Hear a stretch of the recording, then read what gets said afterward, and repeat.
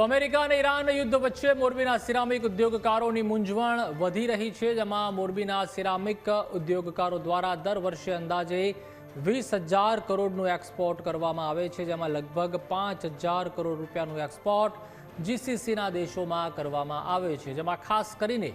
Dubai, Oman, Sharjah, કતાર, Kuwait વગેરે દેશોનો સમાવેશ થાય છે। ત્યારે મિડલ ઇસ્ટમાં દર મહિને 15,000 જેટલા કન્ટેનરો અહીંથી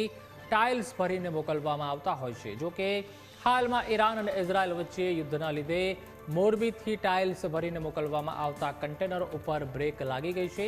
જેથી કરીને કારખાનેદારોમાં ચિંતા વધી છે। મોરબીથી સામાન્ય સંજોગોમાં દુબઈ ખાતે કોઈ કારખાનેદાર દ્વારા પોતાનો માલ ભરેલ કન્ટેનરને મોકલાવે તો અંદાજે 3 થી 4 લાખ રૂપિયાનો માલ તથા 50 થી 60,000 રૂપિયાનું ભાડું, આમ કુલ 3.5 થી 4.5 લાખમાં માલ ગ્રાહક સુધી પહોંચી જતો હોય છે। જો કે યુદ્ધ શરૂ થયું ત્યારથી શિપિંગ લાઇનવાળાઓ દ્વારા હાલમાં કન્ટેનરનું ભાડું 3 લાખ માંગવામાં આવે છે, ત્યારે અત્યારે 5 થી 10 ગણો ચાર્જ એક્સપોર્ટરો ઉપર લગાવવામાં આવે છે, તો પણ ગ્રાહક સુધી માલ પહોંચશે તેની કોઈ ગેરંટી આપવામાં આવતી નથી। જો કે એક્સપોર્ટર્સને નુકસાનીમાં પણ રાહત મળે તેના માટે ભારત સરકાર દ્વારા 50 લાખ સુધી સહાયની જાહેરાત કરવામાં આવી છે।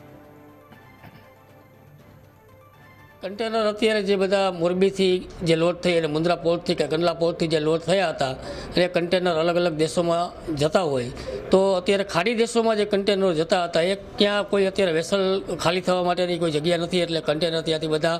અલગ અલગ ડેસ્ટિનેશન ઉપર ઉતરી ગયા હતા। ત્યાંથી અલગ અલગ શિપિંગ લાઇનોએ સરચાર્જ એડ કરી અને રિટર્ન ભાડું આપવાનું આવી રીતે કન્ટેનર જે છે એ પાછા મોકલેલ છે। તો 700 થી 800 કન્ટેનર ઓનબોર્ડ થઈ ગયેલા પાછા આવ્યા છે અને 700-800 કન્ટેનર જે છે મુન્દ્રા પોર્ટ પરથી પાછા આવ્યા છે।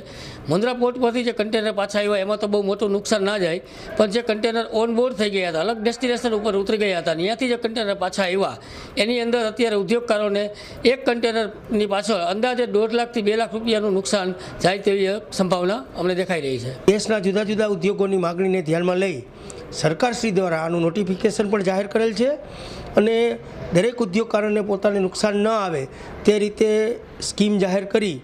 સાથોસાથ ઈસીજીસી જેમને પણ કરાવેલું હોય તેને પણ આ સરચાર્જ લાગેલ હોય તે રિટર્ન મળે તે માટે સરકારે નોટિફિકેશન જાહેર કરેલ છે। એટલે આ નોટિફિકેશનના આધારે તાત્કાલિક જે પણ એક્સપોર્ટરોએ લોસ કર્યો છે તેમનો રિકવર થાય અને પાછા ઉદ્યોગકારો એક્સપોર્ટરો ઊભા થાય તે માટે સરકારે સરાહનીય કાર્ય કર્યું છે।